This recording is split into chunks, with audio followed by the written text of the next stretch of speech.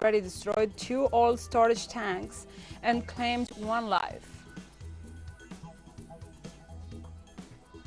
And after Russian authorities carried out investigations on the scene, President Vladimir Putin has described the attacks on the Nord Stream 2 gas pipelines as an act of terrorism.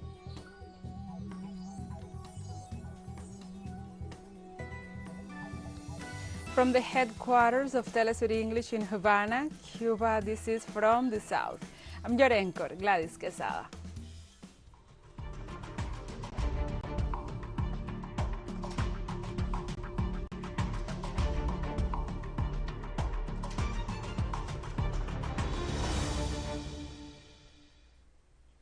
And now we begin with the news. In Peru on Thursday, a delegation from the Inter-American Commission on Human Rights met with the ousted president, Pedro Castillo. Relatives of the former president reportedly held a meeting in a hotel in the capital with members of the regional body. On Wednesday night, the former president urgently requested to be visited by the commission at the prison in Lima where he is being held.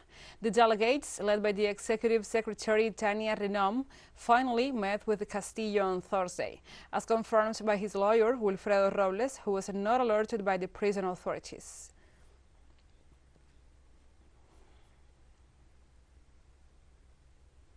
And the Mexican president, Andrés Manuel López Obrador, revealed to the press on Thursday the issues to be discussed at the next January 9th summit with his U.S. and Canadian counterparts, Joe Biden and Justin Trudeau, respectively. López Obrador explained that the first point on the agenda will focus on consolidating economic, commercial, and financial development, not only in North America, but in all the American continent. Secondly, the leaders will deal with a program to support the poor in Latin America and the Caribbean to find job opportunities in order to avoid migration. The third point is aimed at rejecting and eliminating interference so that events like the one in Peru, in which the United States and its ambassador in Lima are involved, never happen again.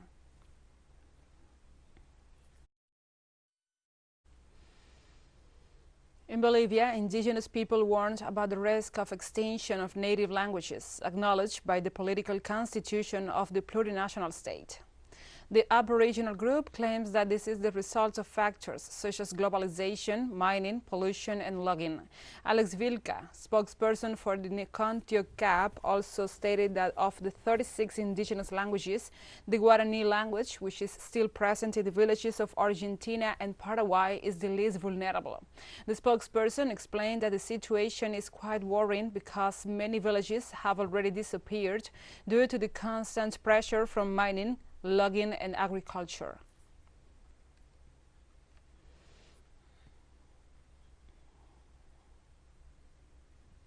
After confirming the arrest of Gabriel Salinas, alleged gunman of the murder of the Paraguayan anti-corruption prosecutor Marcelo Pesci, the Venezuelan Vice President for Citizen Security and Peace, Remigio Ceballos, said that they are coordinating with Colombia and Paraguay to further investigate the case.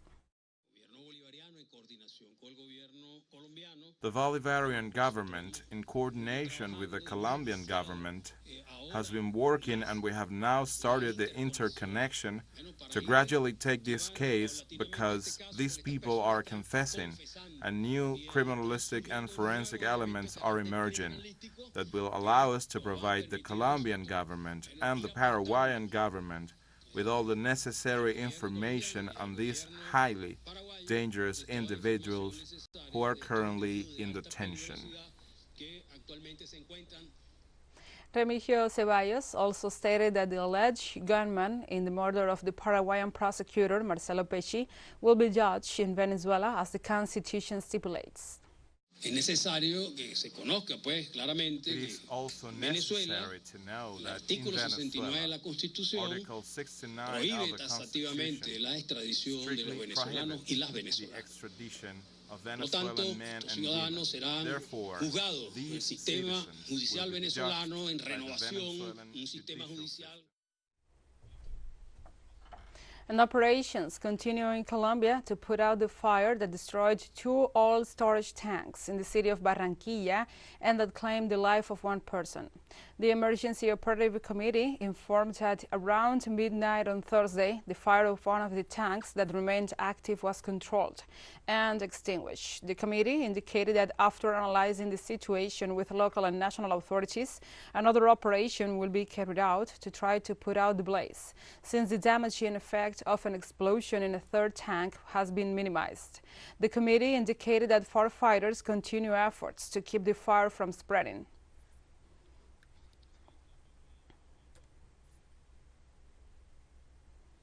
In Argentina, the organization Grandmothers of Plaza de Mayo, dedicated to search and locate of the children stolen and illegally adopted during the country's last military dictatorship, announced on Thursday they have found the 131st grandchild. According to local media, the activists will hold a press conference to announce the identity of their new grandchild. This new restitution comes more than 3 years after the last finding occurred in June 2019. The social movement, headed by Estela de Carlotto, reported that they have now restored a new identity from the estimated 500 kidnapped children.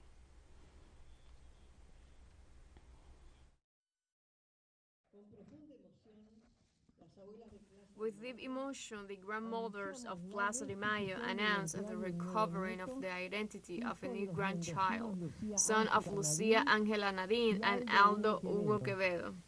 131 cases have been solved during these 45 years of search. Let's take a short break, but first, remember you can follow us on our TikTok account at TeleSUR English, in which you will be able to see news in different formats, news, updates, and more.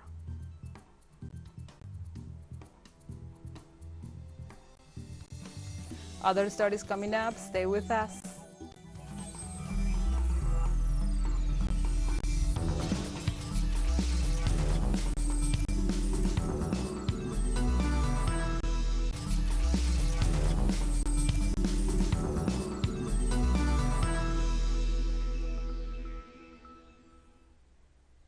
Welcome back to From the South. In Argentina, social movements continue to gather in Plaza de Mayo for the 2nd consecutive day to call for a presidential pardon for Milagro Sala. The indigenous activist was sentenced to 13 years in prison by the Jujuy court, ruling that was ratified by the Supreme Court. From Buenos Aires, our correspondent Carolina Silvestre with all the details.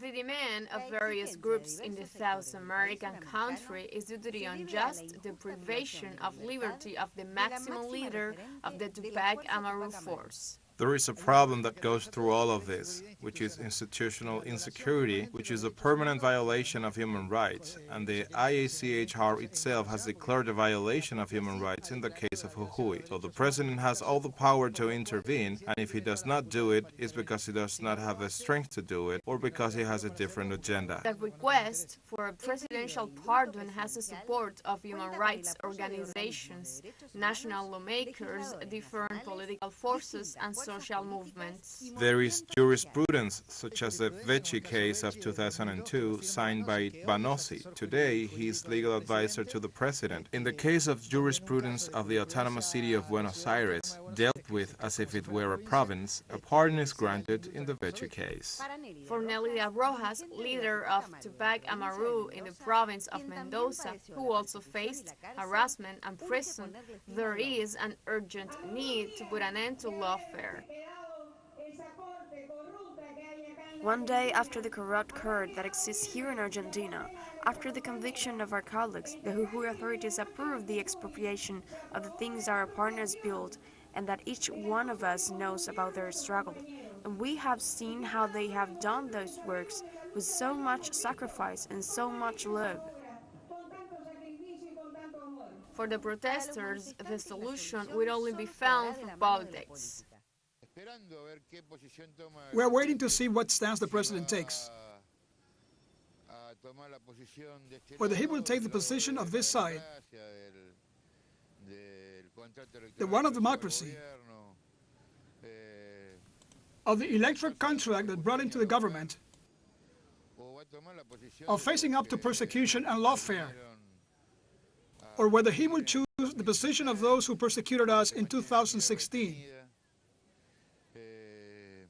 and those who are keeping Milagro under arrest, because neutrality does not exist. By doing nothing, the only thing he does is empowering the powerful so that they can continue robbing Argentina, causing hunger to our population, and also strengthens the position of the lawfare structure that is still intact. And if he does nothing, he will continue to persecute us. In addition to the above, Milagro Sala is in a serious state of health due to the phlebitis, which is why her doctors are calling for her immediate transfer to a highly complex clinic in Jujuy. Carolina Silvestre, TeleSUR, Buenos Aires. Now we move on to other topics. Russian President Vladimir Putin described the attacks on the Nord Stream gas pipeline as an act of state terrorism. During a press conference, the Russian president pointed out high-level structures supported the perpetrators. The head of state also indicated that his country had the opportunity to examine the scene of the explosions. However, there has been no full international investigation to clarify the facts so far. On September 26, Nord Stream 2 AG, the operator of the Russian gas pipeline of the same name, reported a mysterious gas leak in one of the two pipelines of the infrastructure near the Danish island of Bornholm.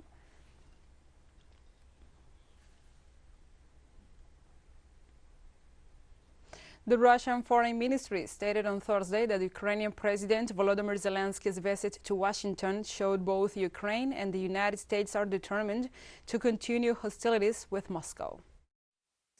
The purpose of the visit was predictable. Zelensky came to demand new financial military assistance. He didn't even come to demand. He was brought by those to whom this financial assistance, as a result, will go, by those to whom this money will then return to a conditional base, both in military and figurative sense of the word. They drag him there like a doll, show it to everyone, and put him back on the plane and send him off.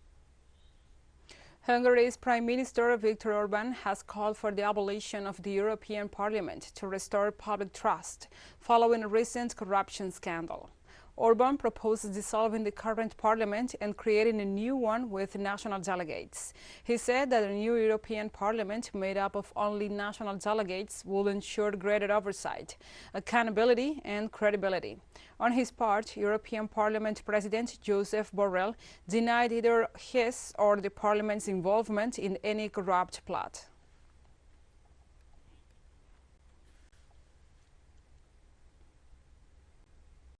In Italy, a new civil rescue ship brought 142 asylum seekers to disembark in the Tuscan coastal town of Livorno on Thursday. Their arrival marked the first mission of the Life Support, the 51-meter-long rescue ship launched by Italian charity Emergency on December 13th. The people saved, including 109 men, 7 women and 26 minors, were rescued in 2 separate operations on Sunday and Monday in the central Mediterranean Sea. Their countries of origin include Bangladesh, Burkina Faso, Cameroon, Ivory Coast, Egypt, Eritrea, Mali, Pakistan and Somalia.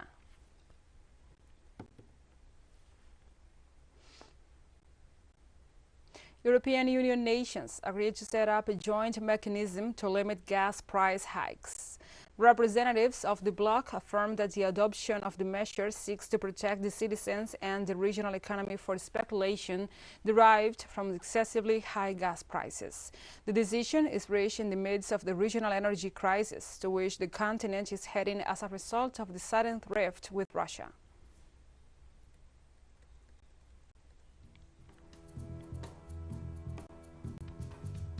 And we have more news coming up after a final short break, so stay with us.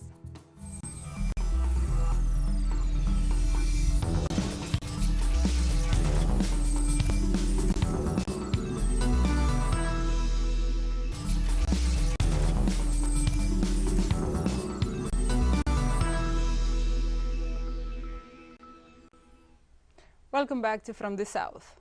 About 200,000 lawmakers and holidaymakers will be affected by the upcoming Christmas weekend, as rail workers in France will go ahead on a planned strike on Friday over the rise in inflation and lowering the purchase power.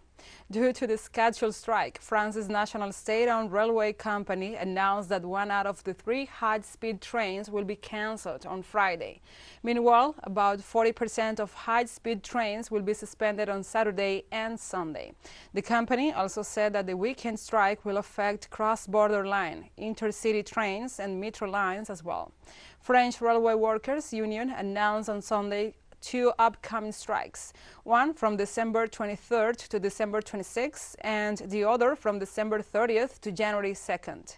The strikes will be held to ask the National Railway Company to value train conductors more.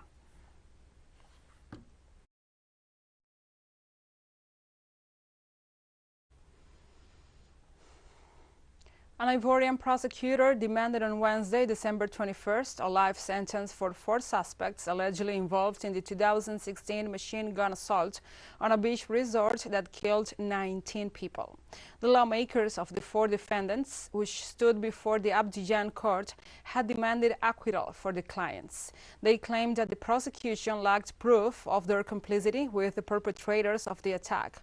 All 18 were charged for acts of terrorism, murder, attempted murder, criminal concealment, illegal possession of firearms and ammunition, and complicity in these deeds. During the trial, many witnesses to the attack, including the owner of one of the targeted hotels and a member of the special forces who shot the attackers, took the stand to recount the day of March 13th, 2016. The verdict is expected on December 28th.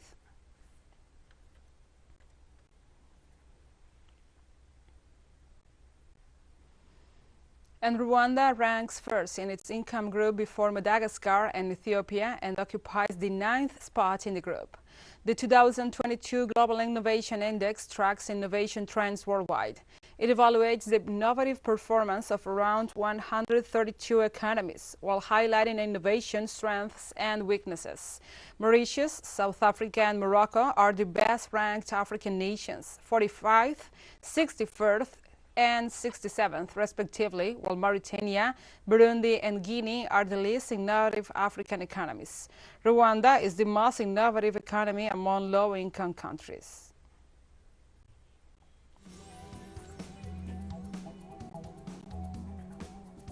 And we have come to the end of this news brief. But remember, you can find this and many other stories on our website at telesurenglish.net. And also, if you feel so inclined, please join us on social media for all the latest news. We are on Facebook, Twitter, Instagram, Telegram, and TikTok.